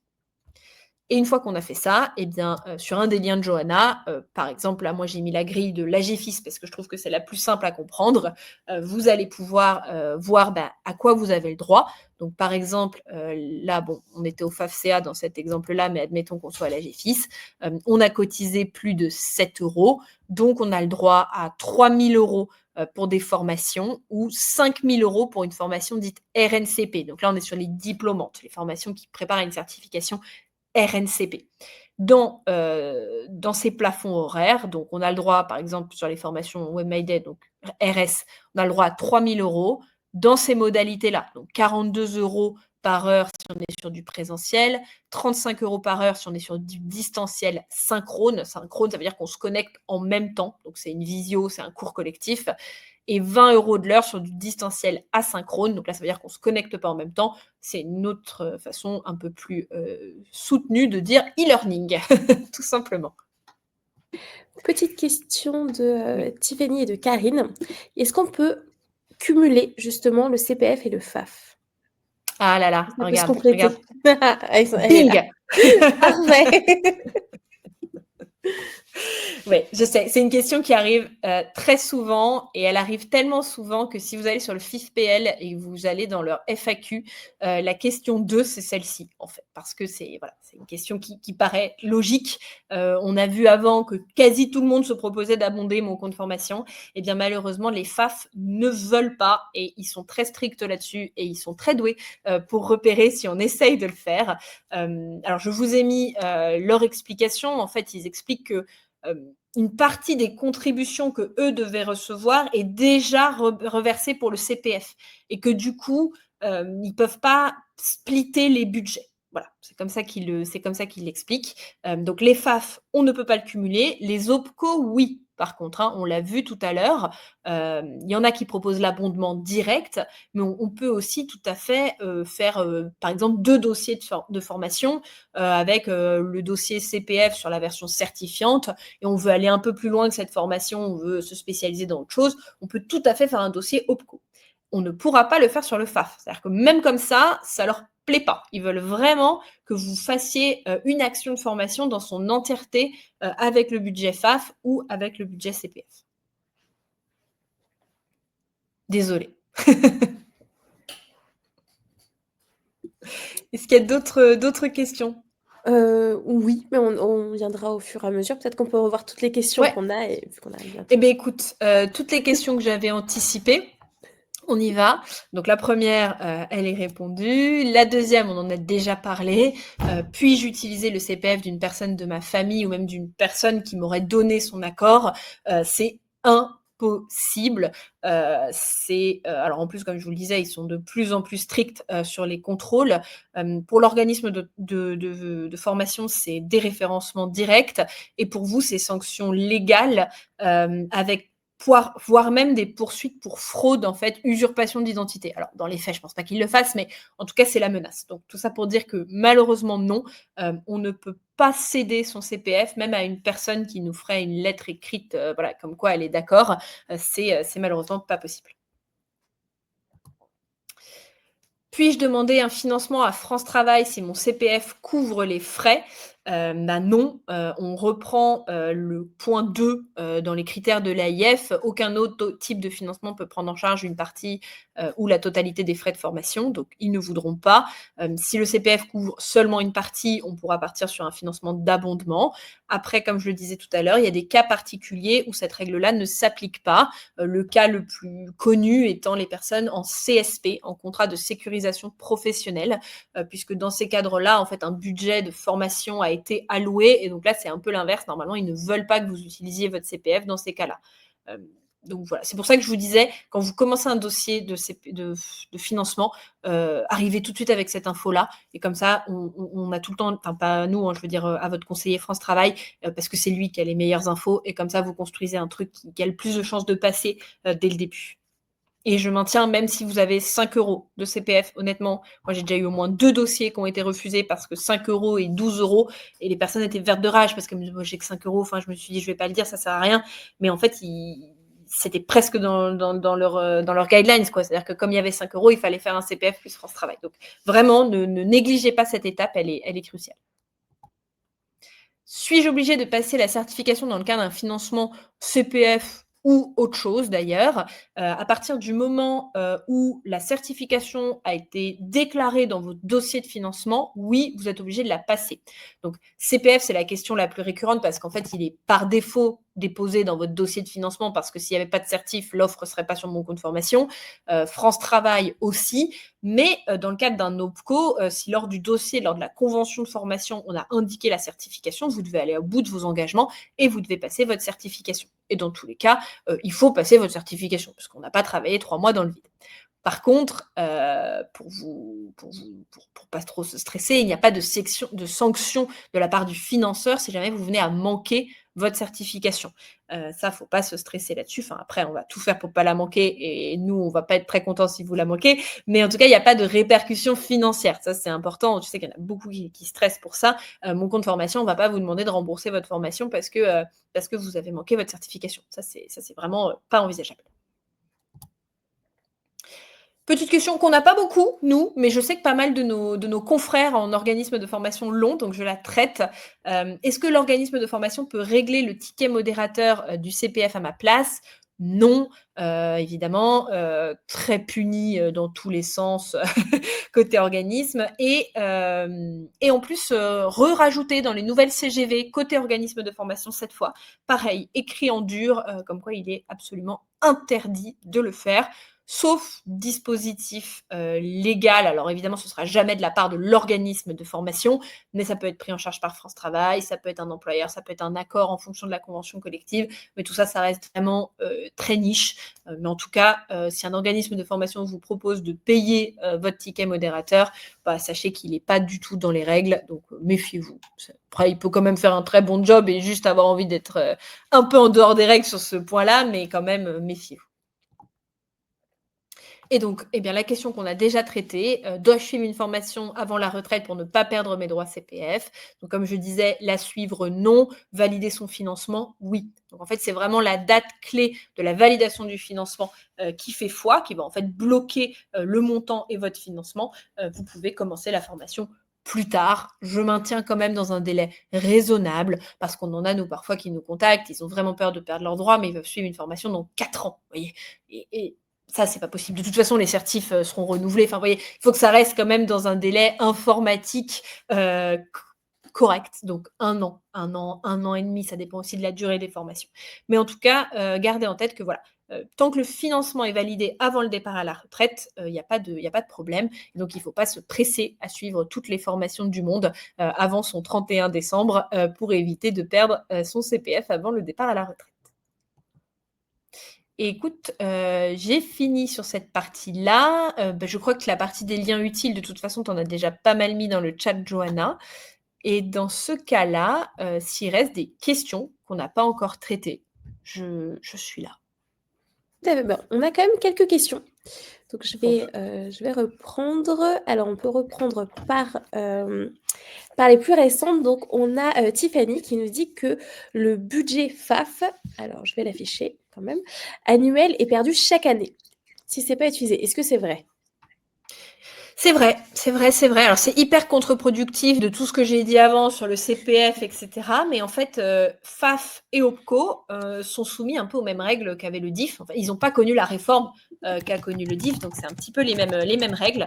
Donc que ce soit le FAF ou l'OPCO, c'est un budget annuel non cumulable et budget qui est revoté chaque année aussi. Donc par exemple, l'AGFIS, d'une année à l'autre, ça peut être 2 000, 2 500, 3 000 euros. Mais les 3 000 euros non utilisés en 2025, là par exemple, ne vont pas se cumuler. Donc effectivement, là c'est un peu la période des organismes de formation où on essaye de vous faire des dossiers de formation un peu en urgence pour ceux qui n'ont pas envie de perdre ce budget. Mais oui, effectivement, c'est vrai. Pour le coup, ça c'est pas une arnaque. C'est vrai. Autre question, alors on avait, Patricia qui nous disait, si on était présent sur le catalogue, Trouver ma formation sur le site de France Travail. Oui, alors c'est ça ce que j'appelle le catalogue qualité de France Travail. Alors effectivement, pour trouver une formation là-dessus, c'est la croix et la bannière. Même moi, j'ai du mal à trouver mes propres formations. Ce qu'il faut faire, en fait, quand vous avez un contact avec un conseiller de chez nous, c'est qu'on vous envoie la référence directement, qui est de la forme AF-du-bas, etc., ce qui vous permet d'arriver directement. Sinon, moi, je vous donne mon astuce pour me retrouver moi-même sur Trouver ma formation. Je tape directement le nom du centre de formation dans la barre de recherche. C'est-à-dire que je ne tape pas SEO, je tape Web My Day et il me montre 80% de mon catalogue. Je ne sais pas pourquoi certaines n'apparaissent pas, mais voilà, c'est la meilleure solution que j'ai trouvée quand, quand je veux le trouver par moi-même. Mais sinon, effectivement, nous envoyer un petit mail, prendre un rendez-vous et on vous envoie la référence de la formation dans le catalogue.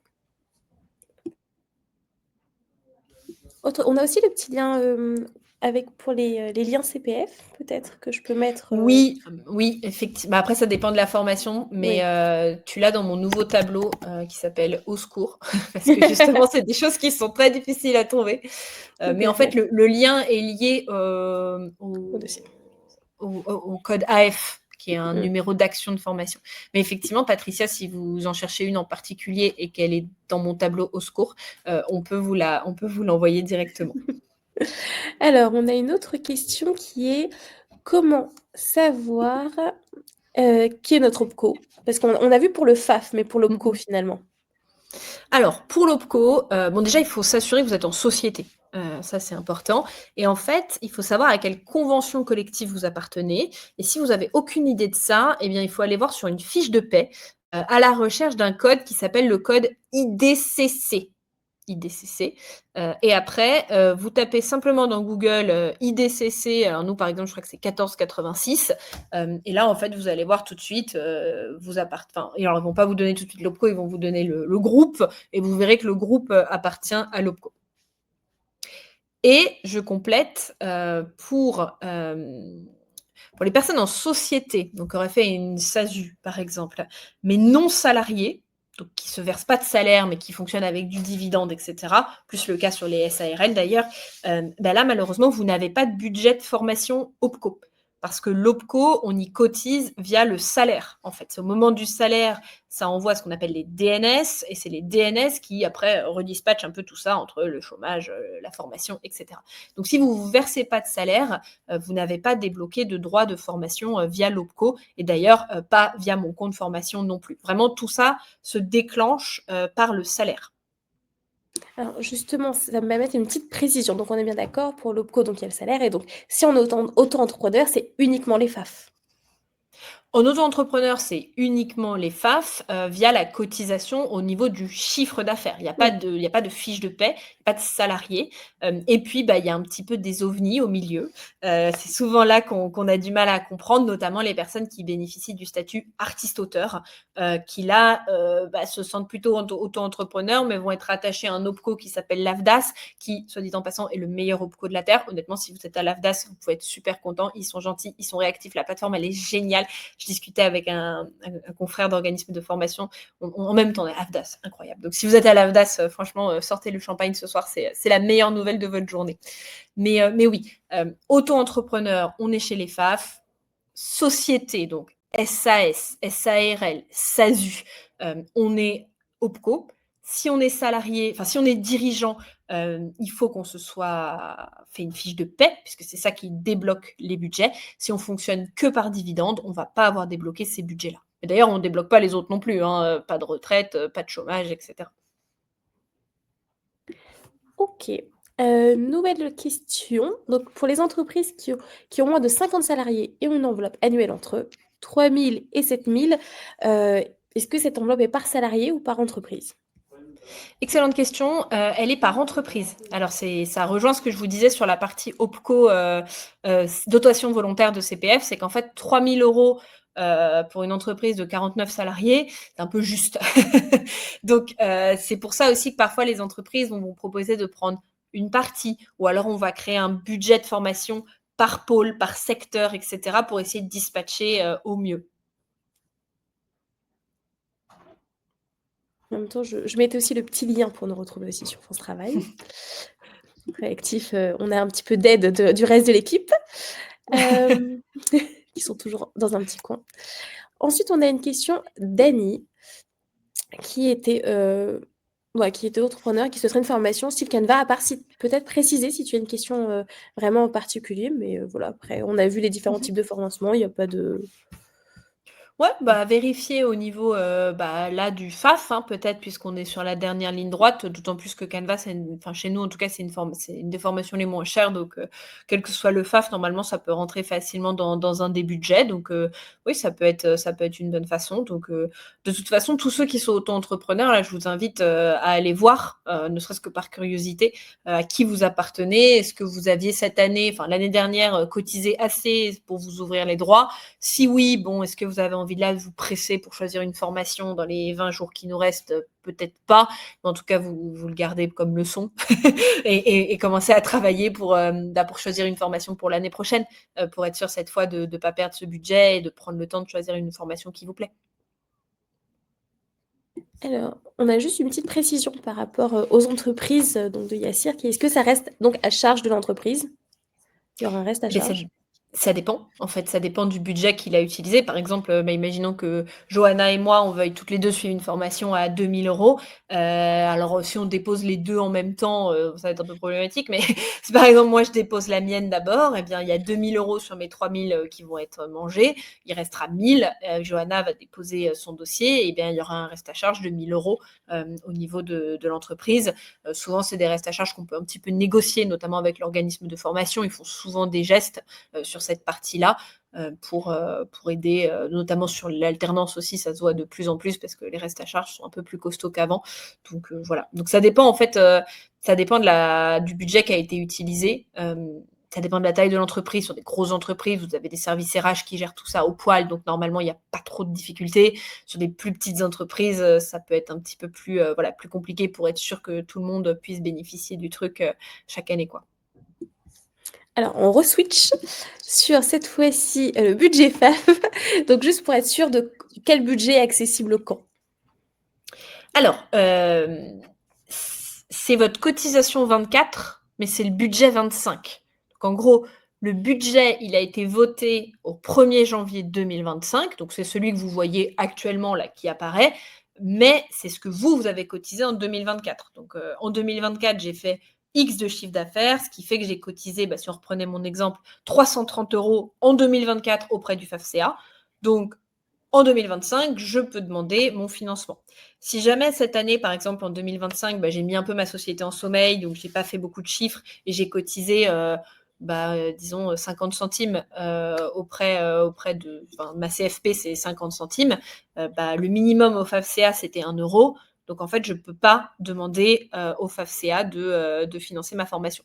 Vous le comprenez dans mon exemple, à part pour l'AGFIS, honnêtement, FIFPEL et FAFSEA, on a toujours cotisé assez, hein. Honnêtement, 1 €, faut quand même, normalement, à part si la société est en sommeil, normalement, on l'a fait.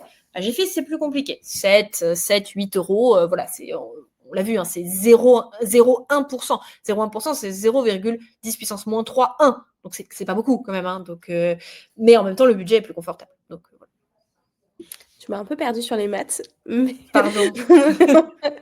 On reste toujours un peu dans les FAF cette fois-ci avec Karine, qui nous dit donc qu'elle est auto-entrepreneur, qu'elle cotise donc CPF pour le CFP, pardon, CFP, ça est Mmh. important de ne pas se tromper, pour le BPL. Mais est-ce que ça marche aussi pour les formations non certifiées Calliope? Parce qu'on a vu que c'était pas possible. Mmh mh. Pour les organismes, surtout, c'est des organismes qui sont certifiés Calliope. Ça marche pas pour le CPF, mais est-ce que ça marche dans le cadre des FAF? Non, en fait, la certification Qualiopi ouvre tout type de financement. Et après pour ceux qui veulent être au CPF, c'est encore un long parcours du combattant, hein. Mais qui dit financement, d'État, dit certification qualité et celle en vigueur actuellement, c'est Qualiopi. Il y a 3-4 ans, c'était Datadoc, par exemple, qui était un peu plus simple. Mais aujourd'hui, la certification, qualité qui permet l'ouverture des financements, c'est Qualiopi. Après, comme dit, il y a beaucoup de centres et même d'indépendants, hein, qui arrivent à vous proposer, un financement parce qu'ils se mettent en cascade avec un autre organisme plus gros. Donc, le mieux, c'est peut-être de demander en fait à l'organisme en question, si vous en avez un en tête, est-ce que lui, il est capable de vous ouvrir un budget, voilà. Parce que parfois, ils ont aussi des organismes partenaires. Faut pas voir le mal partout, hein. Le Qualiopi en cascade, à la base, c'était pas une mauvaise chose, hein. C'était aussi pour aider des indépendants, qui avaient des cool formations, mais qui n'arrivaient pas à avoir la force administrative de travailler avec des plus gros centres qui garantissaient la qualité, le process, etc. Donc, ça peut être aussi une solution si la personne le fait. Ça marche. On a alors cette fois-ci le fameux AGFIF. J'ai Est-ce que FIP. AGFIP. Alors, AGFIP, à ne pas confondre avec l'AGFIS. Donc, l'AGFIP, c'est une aide à la formation pour les personnes en situation de handicap. Et alors, l'AGFIP, la première chose, c'est qu'ils sont super. Donc, la première chose à faire, en fait, c'est de les contacter. Franchement, le contact est facile, l'échange est très sympathique, ils sont vraiment super. Et ils ont beaucoup de financement. Ils ont notamment un financement au lancement d'activités, donc là, qui n'a pas trop à voir avec la formation. On est plutôt sur un lancement d'activité, achat du matériel, achat des choses. Donc ça, ils ont une enveloppe qui est assez sympathique. Et pour la formation, très souvent, ça se couple avec quelqu'un d'autre. Donc par exemple, si vous êtes inscrit à France Travail, très souvent, on va monter un dossier mi-France Travail, mi-AGFIP. L'AGFIP tout seul sur la formation, c'est plus rare. C'est vraiment plutôt souvent dans le cadre d'un plan de formation un peu plus global. Et c'est très souvent France Travail.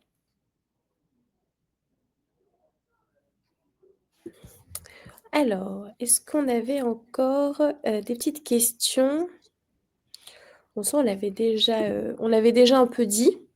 Inscrite à France Travail, mais en fin de droit, intéressée par les autres financements possibles. Donc ça, c'était, Ouais. Tiffany on en a déjà parlé un peu tout au long, qui était très, très active. Merci beaucoup pour toutes les questions. Elle a fait la formation WordPress, hein, Elle a Tiffany. fait la formation WordPress. Donc on avait Nadège au tout début qui nous disait qu'elle était travailleur handicapé qui voudrait faire une Oui. formation community management. Donc, j'ai mis les liens. Je vais aussi mettre le lien, du site. Ouais, si jamais il y a d'autres questions sur cette formation, il ne faut pas hésiter. Hem, alors, Et il y en je a je enc me permets oui? juste de compléter sur la partie, RQTH, donc pour les personnes en reconnaissance de travail handicapé. Au-delà du financement, sachez que les formations s'adaptent et les certifications aussi s'adaptent. Donc si besoin, n'hésitez pas à prendre un rendez-vous avec un conseiller chez nous. On pourra vous mettre également en contact avec notre responsable handicap.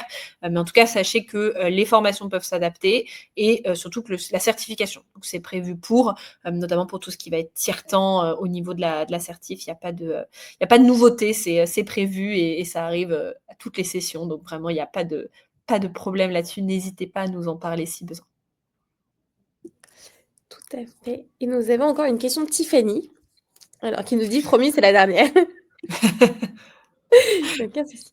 Hem, alors avec un exemple concret, l'URSSAF m'indique: «Vous avez acquitté un versement de 6 € relatif à la contribution due au titre de l'exercice 2024, donc pas de fonds de formation disponible en 2025 car inférieur à 7 €».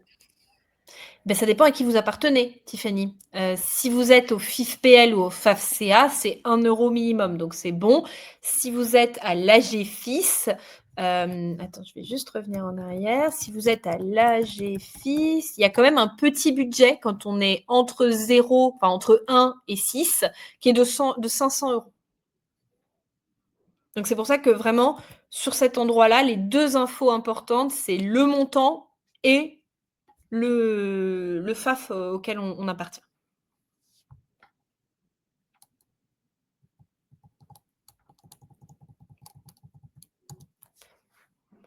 Est-ce qu'il y a d'autres questions? Je regarde tout ça. Et donc, donc Tiffany était au FIFPL, donc si elle avait su. Bon, peut-être pour une prochaine formation. Voilà. Donc, je vous ai mis aussi le lien pour prendre rendez-vous si vous avez d'autres questions, surtout si vous avez des cas particuliers. Notre équipe est super, elle pourra vous répondre, vous aider et vous aiguiller. Et je pense qu'on est arrivé au bout de nos questions. Je vérifie, mais il me semble qu'on est tout bon.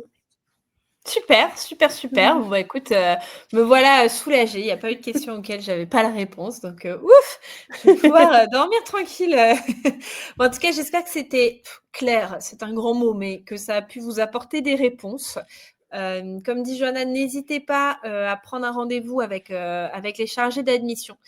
C'est moi qui les ai formés à ces sujets-là, donc normalement, ils sont quasi autant au taquet. Donc, n'hésitez pas parce que, alors j'en ai pas parlé, à la base, je voulais faire un slide avec un arbre décisionnel du meilleur financement à choisir, mais je me suis dit que voilà, vous alliez toute cette partie à ce moment-là. Mais tout ça pour dire que, en fait, tout ce que je vous ai présenté là, ça reste beaucoup d'administratif, en fait, et que tout ça, ça se construit en fonction de son projet, le délai, ses statuts, depuis combien de temps on est inscrit. Vraiment, ça vaut le coup de faire du personnalisé, en fait, sur ce genre de sujet. C'est hyper important de faire ce genre de webinaire parce que ça vous permet de comprendre à la fois les choses qui vous intéressent, mais j'espère, et c'était mon but, vous faire comprendre aussi un peu plus largement, en fait, comment tout ça s'architecture, comment ça fonctionne, etc. Mais une fois qu'on a fait ça, ça vaut vraiment le coup de partir sur du personnalisé, pour le coup, en se disant, bah voilà, moi j'ai ça, j'ai besoin de ça, j'ai ceci, et vraiment d'essayer de faire ce fameux arbre décisionnel en direct avec un conseiller, c'est vraiment recommandé. Ça marche. Ben, en tout cas, merci, merci beaucoup à tout le monde et aux petits messages. On a plein de petits messages qui nous disent merci. Toujours très Trop plaisir. bien. Et vous pourrez retrouver donc le replay, donc on vous l'enverra par mail, il sera aussi disponible sur nos réseaux, et la belle présentation, la magnifique présentation de Alors, Léo, qui sera disponible. On vous l'enverra. trop bien. En tout cas, merci beaucoup. Je vois qu'il y a encore 12 courageux connectés. Force à Oui. vous. En tout cas, merci. Merci beaucoup. Et puis voilà, bah, n'hésitez pas à nous poser des questions, soit en prenant rendez-vous, soit par mail aussi, hein, sur le mail admission. Et puis bah, moi, je vous dis à très vite sur Slack pour ceux qui y sont déjà et puis pour ceux qui vont nous rejoindre bientôt. Bonne journée à tous, à très vite. Bonne journée.